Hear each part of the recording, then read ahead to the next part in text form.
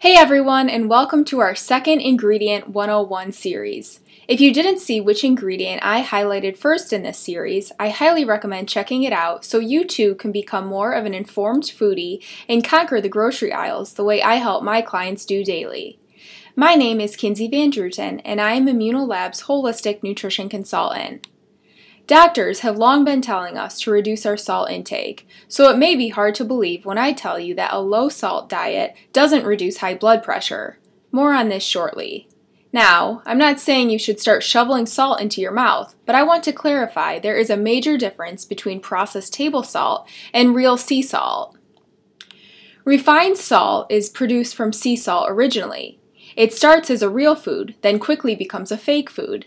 Manufacturers harvest this salt with methods that strip it of all its naturally occurring minerals. They then use a number of additives, including aluminum, to dry it and heat it to temperatures of about 1200 degrees, which alters its chemical structure. The stripped iodine is replaced with potassium iodide in potentially toxic amounts. The salt is then stabilized with dextrose, which turns it purple. Finally, it is bleached white. Himalayan sea salt, which is pink or red in color, Celtic sea salt, which is grayish in color, and Hawaiian lava salts, which are red or black in color, are all healthy alternatives that have not been bleached or tampered with. These are the types of salts that are full of minerals your body needs and functions optimally on. Speaking of iodine, you might be wondering if sea salt contains the iodine we need. Sea salt does contain naturally occurring iodine, but not enough to satisfy the recommended daily allowance of 150 micrograms. Sea salt doesn't provide the recommended daily allowance of protein either, or fat, because nature intended salt to provide our bodies with sodium chloride and trace minerals. So, instead of using chemically processed, unhealthy salt in order to get iodine, I recommend sticking with sea salt and get naturally occurring iodine from other delicious sources like the sea vegetable kelp, cranberries, organic yogurt, navy beans, strawberries, raw and organic cheese, and potatoes. Not too long ago, the words sea salt carried a healthy connotation. Unfortunately, nowadays, most sea salt is nothing more than white, refined table salt. All salt originated from the sea, and many companies are capitalizing on the buzzwords sea salt. By simply taking a minute to read your salt label, you can quickly determine whether or not your salt has been processed and refined. The list of different additives can be confusing. If your salt lists one of the following common ingredients, it has been refined or processed. There is a big storm that hasn't passed which is causing us to fear salt for many different reasons. I want to debunk a few of these myths now. The first myth is that salt causes high blood pressure. The idea that limiting salt will help you reduce your blood pressure came from a very small percentage of people who are salt sensitive. These folks responded to a reduction of salt in their diet. But for the majority of the population, sugar is a bigger culprit than salt when it comes to your blood pressure. Insulin affects your blood pressure by causing your body to retain sodium. Sodium retention causes fluid retention. Fluid retention in turn causes high blood pressure and can ultimately lead to congestive heart failure.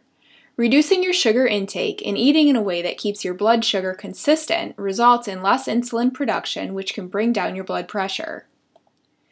Counterintuitive as this may sound, the less water you drink, the more likely you are to retain water.